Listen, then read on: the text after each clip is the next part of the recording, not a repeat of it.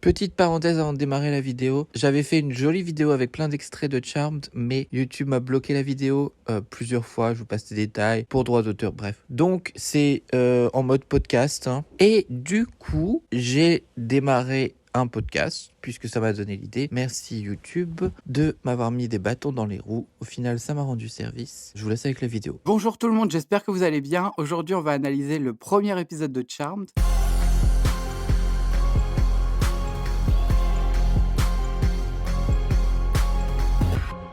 Avant qu'on commence, si vous voulez une chaîne YouTube où c'est un peu Halloween toute l'année, abonnez-vous. Je prépare pas mal de vidéos, dont certaines comme celle-là. Et si vous voulez qu'on puisse échanger plus facilement, venez aussi sur Insta. Deuxième petite parenthèse avant de commencer, je prépare une vidéo par Sœur Halliwell pour voir l'évolution du personnage, etc., etc. Et la première qui va arriver, c'est Phoebe, puisqu'elle a gagné haut la main le sondage concernant votre sœur préférée sur Instagram. Et donc j'ai commencé à regarder à nouveau la série en entier, avec un petit crayon à la main pour prendre des notes. On parle quand même de 178 épisodes, donc ça risque de prendre un petit peu de temps, mais j'avance. Et j'ai pris beaucoup de notes sur le premier épisode. Donc je me suis dit que j'allais plutôt carrément y consacrer une vidéo entière. Et vous allez me dire pourquoi. Parce que cet épisode, il est iconique.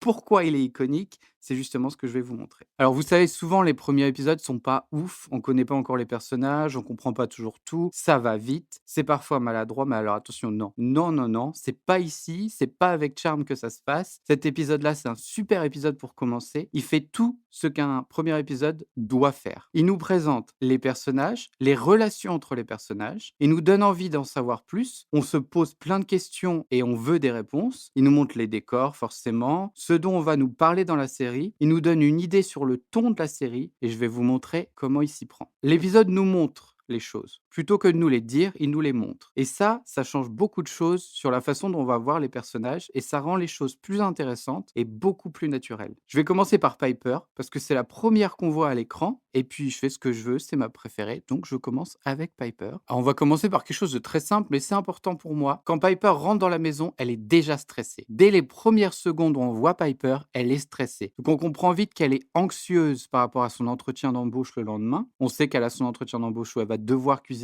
On comprend aussi que c'est quelqu'un de très réfléchi et d'organisé. Elle a bien pris le soin de sélectionner les ingrédients pour le plat qu'elle va devoir faire à son entretien d'embauche pour décrocher le job, jusqu'au vin qu'elle a sélectionné et d'après ce qu'on peut comprendre, il a l'air difficile à trouver. Jérémy t'a envoyé du Porto? C'est le secret pour que ma recette soit sublime. Sympa ton copain. Donc c'est très clair dès les premières secondes de la série, dès les premières secondes de l'épisode, que Piper c'est loin d'être quelqu'un qui se prend pas la tête dans la vie, et c'est aussi clair très vite qu'elle accorde une très grande importance à sa carrière. Piper c'est quelqu'un d'anxieux, qui veut toujours bien faire, qui se sacrifie beaucoup, et on en vient à la deuxième source de stress dans cet épisode, qui arrive très vite. Alors déjà, Prue, dès le début, va critiquer Phoebe, totalement gratuitement, totalement gratos, et Piper la défend. On devrait peut-être l'envoyer à Phoebe. Sa vie est tellement terne qu'elle a bien besoin d'un peu de lumière. Pourquoi es-tu aussi dur avec elle? On la sent bien tendue, et pourquoi? Elle doit annoncer à Prue que Phoebe revient vivre à la maison, qu'elle le savait depuis des semaines et qu'elle a rien dit. On nous dira plus tard que les pouvoirs des sœurs sont liés à leurs émotions, mais on nous le fait déjà comprendre dès le premier épisode. Comment et quand Piper utilise-t-elle ses pouvoirs pour la première fois? Je vous laisse quelques secondes, allez-y, réfléchissez.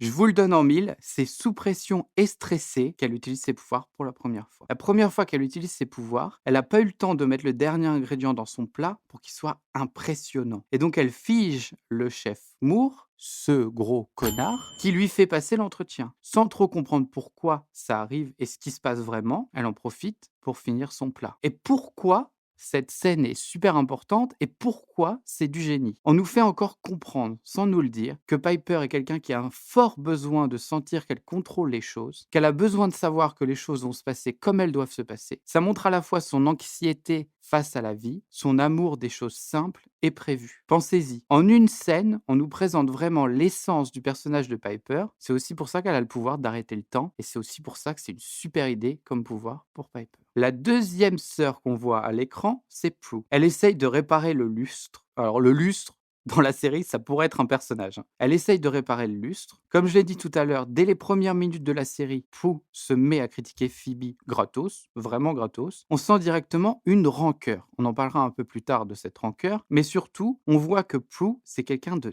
très rancunier, qui garde les choses. Et c'est quelqu'un avec un fort caractère. C'est quelqu'un avec un fort tempérament. Et contrairement à Piper, elle n'a pas peur de dire ce qu'elle pense. Au contraire. Sa réaction quand Piper lui annonce que Phoebe va revenir vivre chez elle, c'est quoi? Elle est furieuse et elle le montre. Comment et quand Prue va utiliser ses pouvoirs pour la première fois? Alors là, je vous donne encore quelques secondes.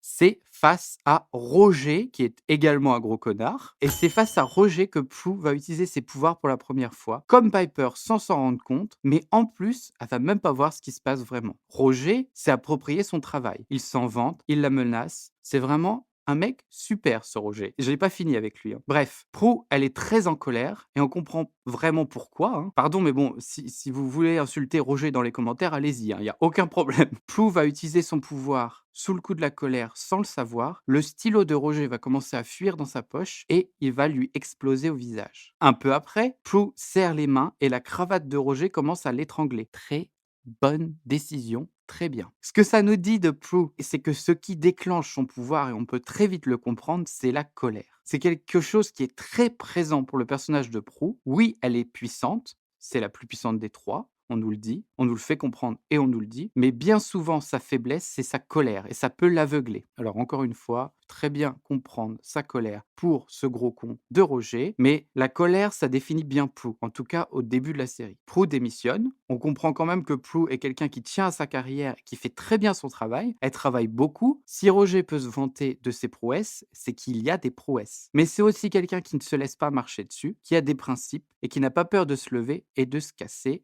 Et j'ai envie d'ajouter dans ta face, Roger. Alors maintenant, le moment que vous attendez tous et toutes, on va parler un peu de la grande gagnante du sondage sur Insta, la seule et unique Phoebe Halliwell, qui fait son apparition en dernier dans la série, qui entre pile au moment où Prue est furieuse d'apprendre qu'elle arrive, toujours le bon moment pour faire son entrée. Avant même qu'on puisse voir Phoebe à l'écran, Piper nous parle d'elle. Elle se retrouve sans travail et avec des dettes. Ah oui, c'est nouveau ça. C'est pas forcément la meilleure description qu'on puisse faire de quelqu'un et surtout de sa sœur, mais déjà, on apprend que Phoebe n'accorde pas la même importance à sa carrière que ses deux sœurs. Ça, c'est important pour le personnage de Phoebe. Pour moi, c'est ce que l'épisode nous montre. Phoebe, c'est quelqu'un de très intelligent émotionnellement. Dès qu'elle arrive, elle le sent, elle le sait que Prue est furieuse, et elle sait pourquoi. Et elle comprend qu'il faut essayer de calmer le jeu. Donc, directement, presque directement dans la conversation, elle le dit. Je n'ai jamais dragué Roger. Bah voyons. Je sais très bien que tu crois le contraire, parce que le monsieur muscle que tu avais pour fiancé qui adorait l'alcool t'en a convaincu. Mais Je n'ai jamais dragué Roger. La bombe est lancée. On va encore en parler de ça, hein. Vous inquiétez pas, j'ai pas fini avec Roger. Phoebe fait confiance à son instinct et à ses émotions. C'est bien pour ça que c'est elle qui est la plus ouverte à l'idée d'être une sorcière. C'est elle qui croit directement à la planche de Ouija. C'est elle qui prend la décision d'aller dans le grenier contre l'avis de ses sœurs, comme la planche de Ouija lui avait recommandé. Qu'est-ce qu'il y a? elle doit vouloir nous dire quelque chose. Attic, c'est le grenier. Et c'est elle qui trouve le livre et qui lit le livre. Elle fait ses recherches en lisant le livre. Elle veut savoir, elle est curieuse. On nous montre que Phoebe est très ouverte au changement. Elle a abandonné New York pour venir vivre à San Francisco. Elle n'a ni travail ni argent. Elle est prête à se lancer directement dans cette vie de sorcière quand elle comprend qui elles sont. J'ai l'impression un peu qu'on a tendance à voir Phoebe comme quelqu'un de très sensible et qui suit peut-être un peu trop ses émotions. Alors elle est très sensible et à leur façon, les trois sœurs sont très sensibles. Mais si elle suit ses émotions, selon moi, c'est parce qu'elle est intelligente et qu'elle sait qu'il faut qu'elle se fasse confiance et qu'il faut qu'elle se fasse confiance à ses émotions. Quand est-ce qu'elle utilise son pouvoir pour la première fois? Allez-y, j'attends un peu.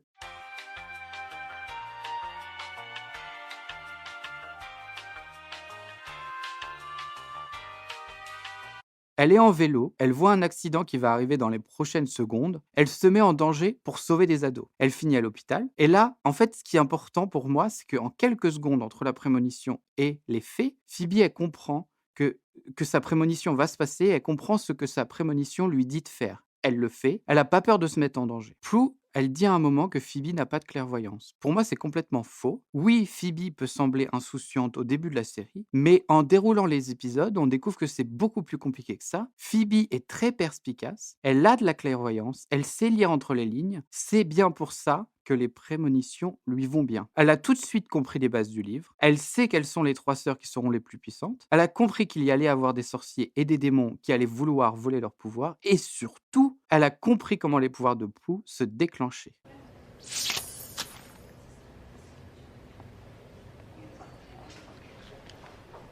Tu déplaces les choses quand t'es fâché. On en parlera plus en détail quand on verra l'analyse des personnages que je vous prépare sur tout le long de la série. Mais vous voyez déjà que rien qu'avec cet épisode, et sans que l'épisode soit lourd, sans qu'on nous dise Phoebe est comme ça, Piper est comme ça, on en sait déjà beaucoup sur les personnages. Alors, maintenant, comment est-ce que l'épisode nous donne envie d'en savoir plus? Alors c'est clair, on nous montre les décors, magnifique maison, le grenier, le livre des ombres, qui sont des choses très importantes dans la série, et qu'on nous donne déjà l'envie de voir et de revoir. On nous donne envie de les explorer, mais c'est pas tout. C'est loin d'être suffisant pour donner envie à quelqu'un de continuer une série. Qu'est-ce qui fait qu'on veut suivre les sorcières dans leur aventure? Déjà, on nous a montré 3 personnages avec leurs forces et leurs faiblesses, et on nous a mis des questions dans la tête. On nous a mis des questions pour lesquelles on va vouloir des réponses. Quand Jérémy meurt, Jérémy, si tu nous entends, connard, quand Jérémy meurt, il leur dit que d'autres viendront pour leur pouvoir. Donc déjà, on s'attend forcément à voir d'autres adversaires venir essayer de voler leur pouvoir. Tout au long de l'épisode, on nous met d'autres questions dans la tête. On sait que leur grand-mère est morte récemment, mais maintenant qu'on sait qu'elles sont sorcières, est-ce qu'elle est morte tuée par un démon ou un sorcier? Et la mère? Est-ce que la mère et la grand-mère sont des sorcières? Dans la pharmacie, Phoebe mentionne l'absence de leur père. Pourquoi est-ce qu'il est absent? Qui est-il? Quelque chose de fondamental aussi pour moi par rapport à tout ça, c'est qu'on nous dit, dès le début, que leurs pouvoirs vont grandir. Et c'est important parce que ça crée une attente chez le spectateur. Comment est-ce qu'ils vont grandir? Est-ce que ça va les empêcher de vivre une vie normale? Est-ce que ça va être dangereux? Et là, j'en viens au plus important pour moi dans la série. Je trouve que cet épisode-là est très, très, très important pour toute la suite de la série par rapport à ça. On nous montre 3 sœurs avant tout. 3 personnes qui vivent leur vie comme des gens normaux et qui veulent la vivre normalement. Le centre de l'épisode et même de la série, c'est pas la magie, c'est leur relation de sœurs. C'est ça qui est passionnant et qui évolue beaucoup, surtout dans les premières saisons. Prue est furieuse contre Phoebe parce qu'elle pense que Phoebe a dragué Roger. On en a parlé. Phoebe essaye dès le premier épisode de régler les choses, d'essayer premièrement de faire comprendre à Prue que Roger est un gros connard et qu'il a menti, qu'elle n'a rien fait. Mais surtout, dès le premier épisode, on voit que Phoebe veut avoir ce lien d'amour entre sœurs avec Prue. Elle le dit très vite dans l'épisode. J'ai toujours du mal à parler avec elle. Se comporte comme si c'était ma mère. Mais je n'ai plus besoin d'une mère. Ce que je veux, moi, c'est une sœur. Alors, c'est important ça parce que c'est très important qu'elles soient sœurs. C'est pas seulement des sorcières, c'est des sœurs. Et avant tout, c'est des personnes normales qui sont sœurs. Et pour moi, ça, c'est le cœur de la série. La relation entre Phoebe et Prue, elle est fascinante dès le début. On sent l'amour. Phoebe, qui dans l'épisode et dans beaucoup d'autres, cherche à obtenir la reconnaissance et l'amour de Prue. Et Prue, qu'est-ce qui se passe dans sa tête à ce moment-là? On sait qu'elle est furieuse, elle n'a pas eu peur de le dire, mais on voit quand même qu'elle aime Phoebe à sa façon. C'est un tout petit détail dans une scène qui nous le dit. Elle apporte des couvertures à Phoebe en lui disant c'est la pièce la plus froide de la maison, d'ailleurs sur un ton, que ce soit en VO ou en VF, sur un ton assez froid. Cette chambre a toujours été la plus froide de la maison. Merci. C'est vraiment un détail, mais pensez à une Prue qui est furieuse, qui vient d'apprendre que sa sœur allait venir habiter chez elle. Sa sœur qui, elle le pense, l'a trahi, elle vient quand même avec une petite attention, avec une idée de protéger sa petite sœur. Et la couverture, c'est une bonne métaphore pour ce que Prue fait avec ses sœurs. Donc oui, Prue, elle est furieuse, mais elle est là pour sa sœur, pour la protéger. On va parler un petit peu de Piper dans tout ça. Piper, c'est l'enfant du milieu. Elle essaye dès le début de gérer les problèmes. Donc, comme je vous l'ai dit, Prue critique très vite Phoebe et Piper la défend. Elle est heureuse de revoir Phoebe et elle lui montre ce que Prue ne fait pas du tout. Et elle essaye aussi de reformer le lien entre ses 2 sœurs en proposant un dîner de retrouvailles. Je vais nous faire un fabuleux dîner de retrouvailles. J'ai pas faim. J'ai mangé dans le bus. Donc elle est prête à fournir un effort pour faire plaisir à ses sœurs et surtout les forcer à passer du temps ensemble. Les 2 refusent. Phoebe dit même qu'elle n'a pas faim, mais Piper connaît très bien sa sœur et elle lui apporte à manger. Pensez-y, c'est des tout petits détails dans l'épisode qui nous montrent beaucoup par rapport à la série et par rapport à la suite de la série. Piper apporte à manger, elle nourrit sa petite sœur, il y a un côté instinct maternel, mais plus doux que celui de Prue, qui apporte la couverture, la protection. Et qu'est-ce que Phoebe apporte dans tout ça? Son cœur, ses émotions, sa franchise, son intelligence, sa créativité, sa spontanéité, des choses que peut-être ses sœurs ont moins. Si on regarde leur relation, elle change même dans le premier épisode. Alors, la photo des 3 sœurs éloignées qui se rapprochent au moment où elles obtiennent leur pouvoir, c'est un beau symbole, très connu. Mais surtout, quand il faut vaincre Jérémie, à la fin de l'épisode, c'est Prue qui le dit. Elle dit: «Souvenez-vous de la planche magique, il faut qu'on soit unis». Et c'est comme ça qu'elles finissent par vaincre Jérémie. C'est même pas leur pouvoir. La force de Charmed, c'est pas la magie, c'est pas la puissance des sœurs, c'est le pouvoir des 3. Et le pouvoir des 3 dans Charmed, c'est l'amour fraternel, l'amour entre les 3 sœurs. Souvenez-vous de la planche magique. De l'inscription qui était au dos. Le pouvoir des 3 nous libérera. Il faut qu'on soit unis.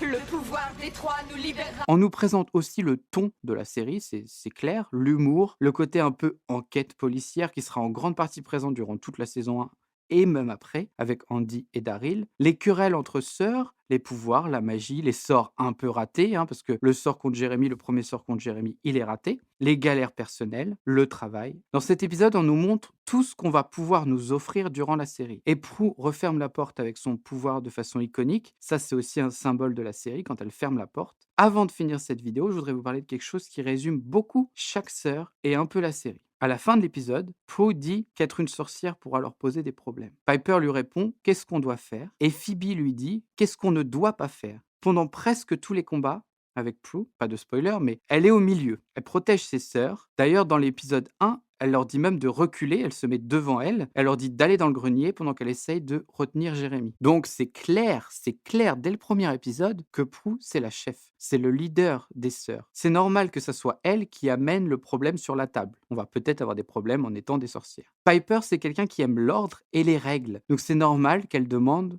ce qu'elles doivent faire, ce qu'elle doit même elle-même faire. Phoebe a un esprit un petit peu plus de contradiction. Elle a tendance à penser plus par elle-même et plus en dehors du cadre. Donc elle demande très naturellement qu'est-ce qu'on ne doit pas faire. Alors j'espère que cette vidéo vous a plu. Je vous avoue que c'était pas mal de travail. Donc si vous avez aimé, n'hésitez pas à le montrer en laissant un j'aime. Je compte refaire des vidéos comme ça. Donc dites-moi ce que vous avez aimé, ce que vous n'avez pas aimé. C'est la première fois. Donc je sais que je peux m'améliorer. Donc si je peux m'améliorer, allez-y, dites-moi, je prends. Et puis abonnez-vous pour voir les prochaines. Je reviens très bientôt. En attendant, je vous fais des gros bisous.